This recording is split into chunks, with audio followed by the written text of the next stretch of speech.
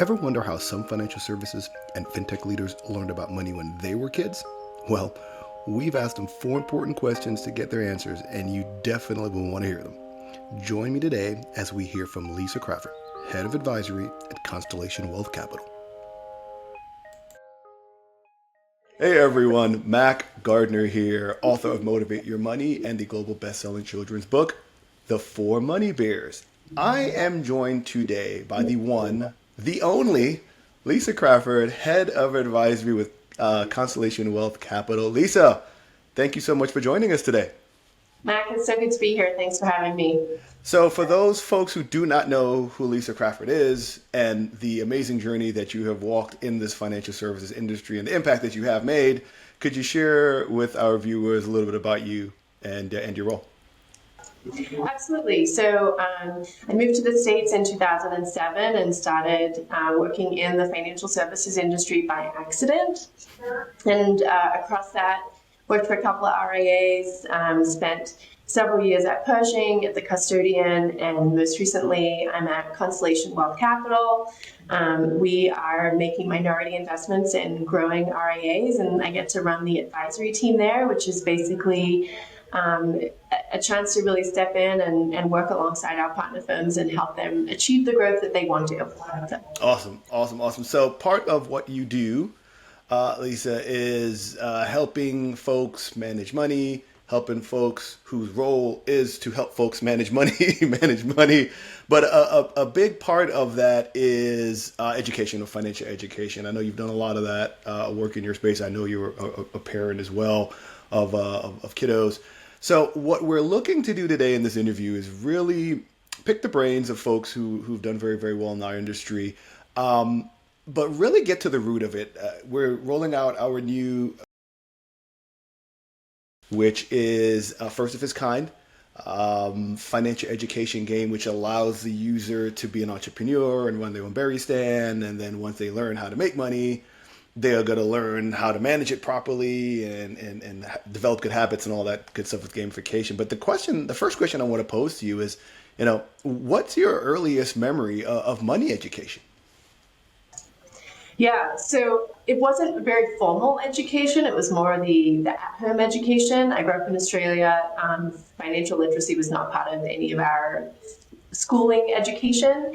But the first thing I learned with money was access. So it's, if you had a couple of dollars to spend at the tuck shop at school, you were part of the cool kids club. If you could take the bus rather than walk, then you got, a little bit of a higher status. And so it was a lot of very subtle lessons that were never explicitly taught to me, but things that I kind of saw from around. The other kind of element of it, and maybe this is a little Debbie Downer, but money was a thing for adults, not for children, right? So we didn't speak about money. We didn't learn about money. We never saw money. We talk about like letting kids see actual cash, bills, coins, whatever, to pay for things, because when they see the money get handed over, it goes away. That was not really a big part of my younger years. Interesting. Now, I do like how you talk about the connection or the correlation to the things that money can provide you. I joke around, being in this business for quite some time, I would always say that the only thing that money really gives you is options. Do you have the option to drive a Honda Accord or the option to drive a Porsche 911, type of thing?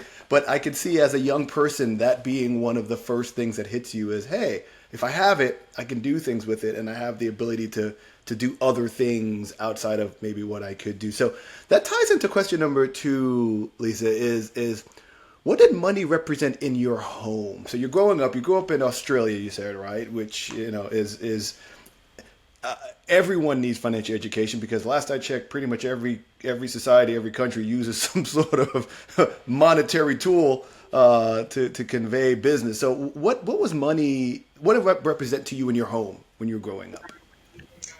Yeah, freedom, for one. So like I said, we didn't really like talk about it. It was like that thing that adults had. But in our home growing up, when we turned 13, our parents gave us $500. And that was our birthday present. But that was also the last time we would see money for them until our next birthday, when we would get $500. And so if you wanted to go to the movies, if you wanted to buy clothing, if you wanted to eat at the tuck shop at school, you had to pay for that out of your $500. And once it was gone, it was gone. And they were never going to give you any more.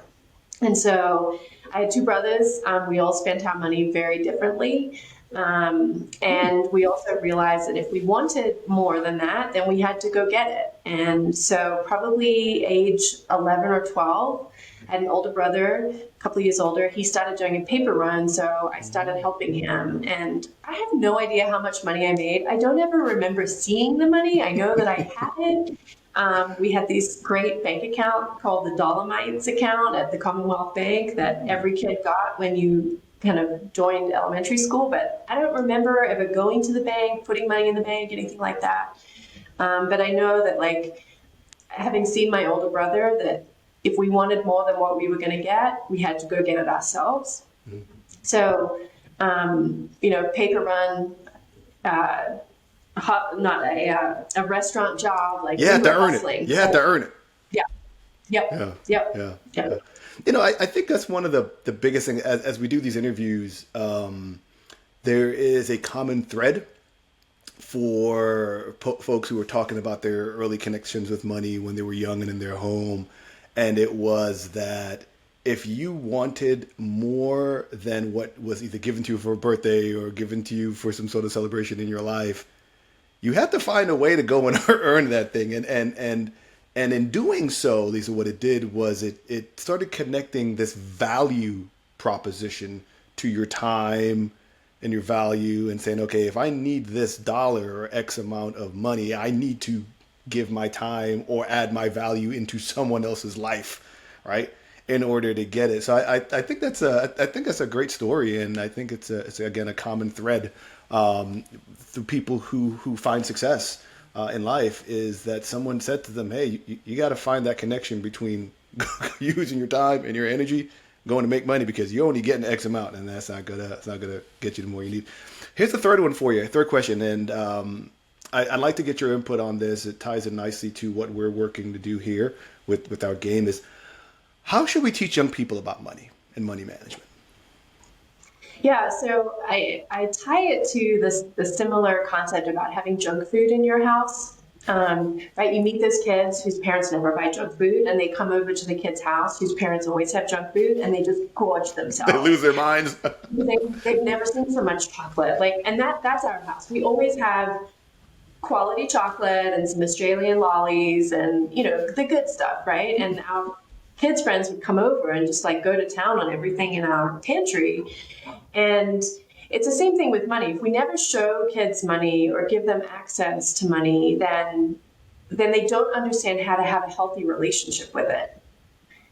And so if we make it this adult thing and put up this barrier, like you wouldn't understand, then they won't understand how to save it or spend it appropriately. Mm-hmm. And then when they do get it, it's burning a hole in their pocket because I've never had a $20 note before and I got to go buy something with it. And so teaching them that like healthy relationship, which I don't think I had growing up. I think I created this scarcity mindset with money, mm-hmm. that I never had enough to be able to do what I wanted or go where I wanted to go. Mm-hmm. And so I think the way we teach them is by being open and communicative, walking them. When our son turned 10, I walked him into a bank branch and opened an account, and we handed over the physical bills. Mm-hmm. And he opened an account, and we look at the statement every month, and we talk about that. Mm-hmm. We talk about the need for immediate cash and for long-term investing. And granted, I think we have the benefit of being in this industry and understanding what the difference between a 401k and an IRA is, and qualified versus non-qualified monies. Yeah. There's a lot of people that don't have that necessarily, in their homes and with their parents. And so I think that's why I love what you're doing so much, is normalizing these conversations, right? Creating much more healthier relationships. Because I want my kids to have money. I want them to have the optionality of walking up. We have a Sonic like right down our street. Yeah. When the kids' friends come over, it's my little guy's favorite thing to do is to walk his friends up to Sonic and buy them a soda with his money, right? Yeah. And he's so proud to be able to do that because he's worked for that money by, snow removal, cat sitting, whatever it is. But he loves to be able to be generous with that. And He's a giver bear. He is a giver. He's absolutely like, you got to be maybe less of a giver. Yeah, I know. All right, got to watch out for that. I think just creating that healthy dialogue around that and not being afraid to show that. Now, I don't talk to my kids about how much money I make or how much we've saved in our accounts or anything like that, but there are other areas where we can kind of show them financial stuff that will help them be comfortable when they get to that point and need to have it on their own. Yeah, I think the biggest takeaway from your perspective that I'm hearing is open, honest conversation and giving them the ability to do it. I think a lot of people take children for granted when it comes to lots of things. Like the first point you made was that when I grew up, like money was a big people thing. It wasn't a little person thing. So we didn't have you guys need to worry about that. You'll deal with that. We'll drop you into the deep end when you are much older and hopefully you can swim. So I think having them or teaching them, giving them the tools to swim makes a lot of sense. All right, we got the last question for you, Lisa. You've been in the business for some time. You've seen a lot of really cool things. You've seen how large corporations are operated. You've seen what you've done in your own home to manage money. But what's the best advice you've been given when it comes to money? Yeah, best advice I got is spend less than you make. Period. I'll stop there. That implies some level of budgeting and understanding of what you're spending, what you're earning, whatever. But I think actually for me, the best advice that I give, and I don't even know where I came up with this idea, but when our kids turned 10, we opened an UTMR account for them and we put in a certain amount of money for every birthday, and the money increases over time. And between their 10th and 18th birthdays, if they put their own money in, we match it dollar for dollar. And we're in a financial position to be able to do that. We set money aside anticipating that. It does kind of cut me deep a little bit when I see one of my kids who's an absolute workhorse and he's like, here, I have $1,000 I want to put in my account. And you're like, oh God. Oh, good for you, kiddo. Yeah. And by the time they're teenagers, they've got several thousands of dollars in their account, right? Yeah. And beyond just them putting the money in the account, we open up the custody website and we show them their account. We show them what they're invested in. We drill down on that and help them understand what that's for.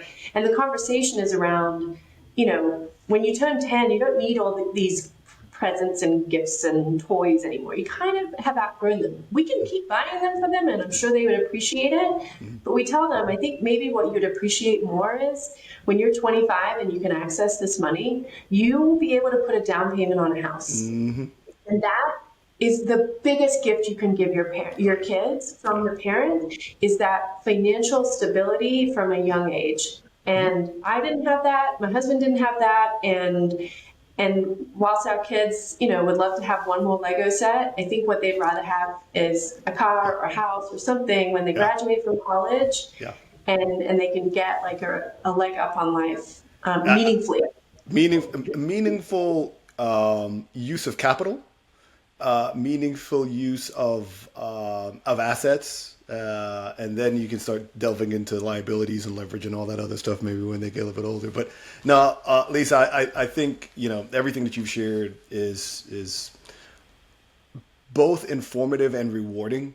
Part of what we're doing here with our platform is really to leverage technology to help people walk a better financial life. And gather stories from folks who are living it, who are doing it, who are seeing the success. And I'm very thankful that you are doing some Thankful that you wanted to share your success recipe as you and your kiddos and your family continue to move forward. So as we wrap up, anything else you wanted to share with us before we go?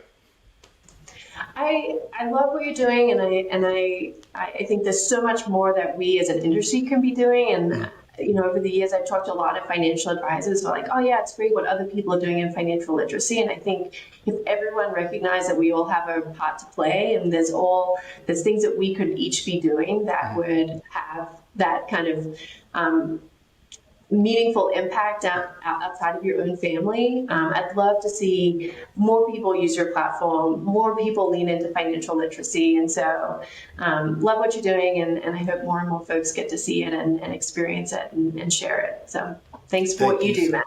Thank you so much, Lisa. As I like to say, the journey continues. Take care. It does. See ya. Thanks for joining us today. We hope you'll join us for our next engaging episode. Be sure to follow us on LinkedIn and visit www.the4moneybears.com.